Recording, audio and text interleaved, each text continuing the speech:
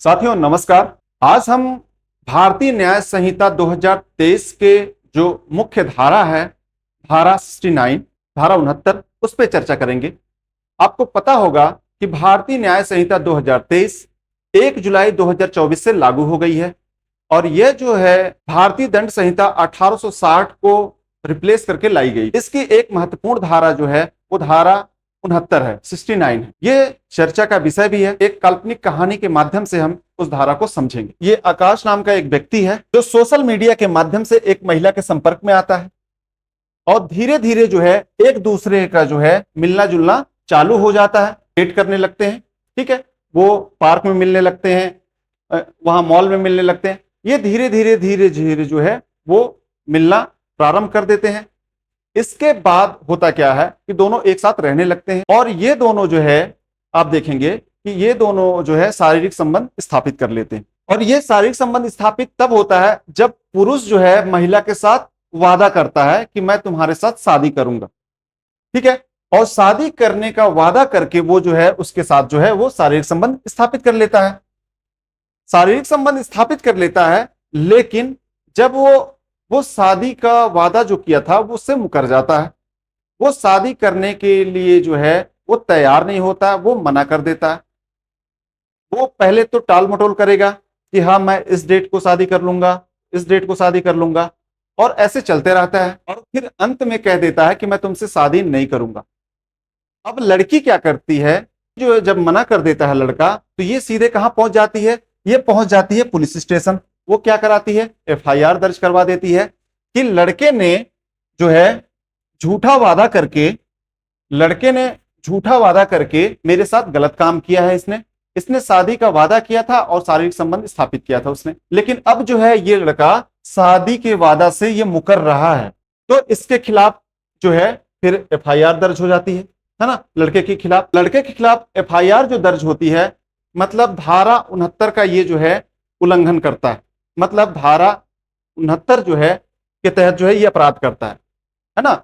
ये लड़का जो है धारा 69 जो सेक्शन 69 है भारतीय न्याय संहिता की धारा 69, उसका जो है उसके तहत ये अपराध करता है।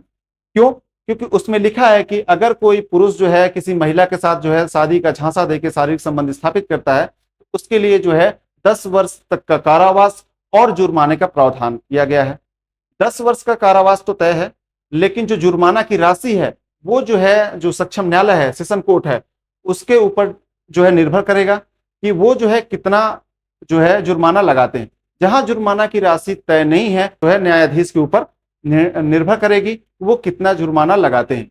और जुर्माना की राशि ऐसी होती है कि जो अपराधी है उसकी हैसियत के हिसाब से होती है ना। इसके बाद हम देखेंगे आगे, यहाँ जो है कानूनी रूप से हम देखते हैं कि क्या प्रावधान किए गए हैं। इस कहानी का आकाश का व्यवहार भारतीय कानून की धारा 59 के अंतर्गत आता है।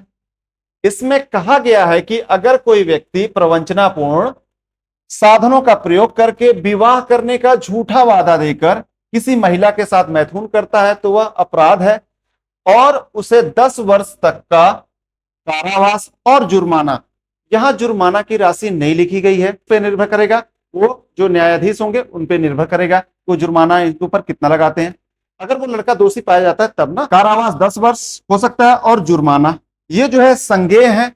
संज्ञेय मामले हम उसे कहते हैं जहां जो है गिरफ्तार करने के लिए वारंट की जरूरत नहीं पड़ती है ना, मतलब पुलिस को वारंट की जरूरत नहीं पड़ती, मतलब कि सीधी बात है कि पुलिस जो है बिना वारंट के भी उस अपराधी को गिरफ्तार कर लेगी। अजमानती है, मतलब जो है जमानत जो है वो आसानी से नहीं होगा, इनको जेल जाना ही पड़ जाएगा, है ना। बहुत कम ही ऐसे मामले होंगे जहां पास तुरंत जमानत मिल जाएगी, है ना।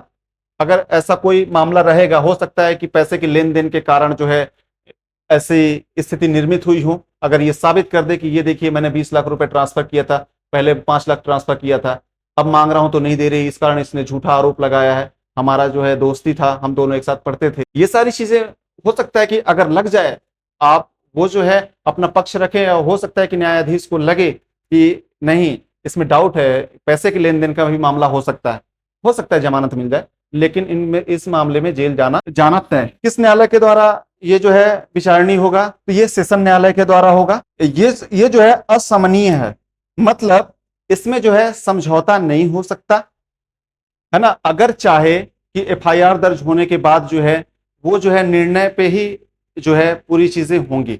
अगर बीच में चाहे कि कंप्रोमाइज कर लें तो नहीं। अगर एफआईआर दर्ज नहीं है हुई है, पहले ही जाके थाने में बैठ के बात कर लिए तो हो सकता है कि बच जाए।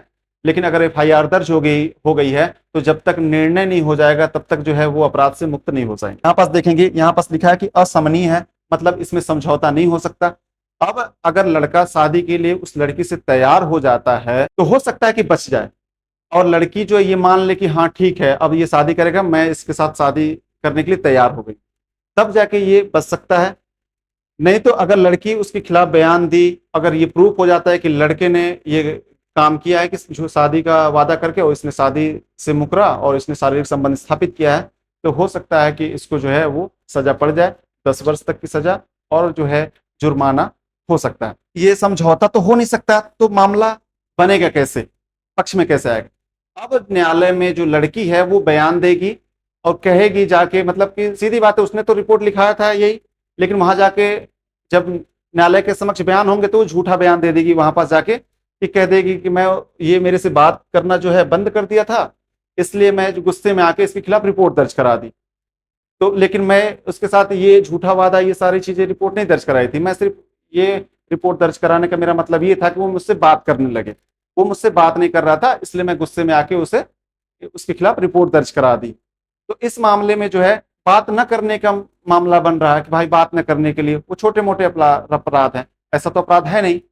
तो इस बयान के आधार पे वो जो है वो बच सकता है, क्योंकि उस लड़की ने जो फरियादिया है वो लड़की है, उसी के बयान पे तो निर्भर करेगा। जब वो खुद ही कह रही मुकर जाएगी उस बात पे कि ऐसा की ही नहीं हूं, मतलब मैंने तो रिपोर्ट दर्ज ही नहीं किया है, पुलिस वालों ने कोरे कागज में मुझसे सिग्नेचर करा लिया और उस पे जो है बयान मैं बोली थी कि मेरे साथ उसने बात नहीं कर रहा इसलिए रिपोर्ट दर्ज करना है, वो पुलिस अपने हिसाब से लिखी और फिर सिग्नेचर करा ली, मुझे पढ़ने भी नहीं दी, तो फिर जाके हो गया, होगा अंत में निर्णय आएगा कि वो जो लड़का होगा बरी हो जाएगा और ये दोनों शादी कर लेंगे। फिर इस वीडियो में सिर्फ इतना ही।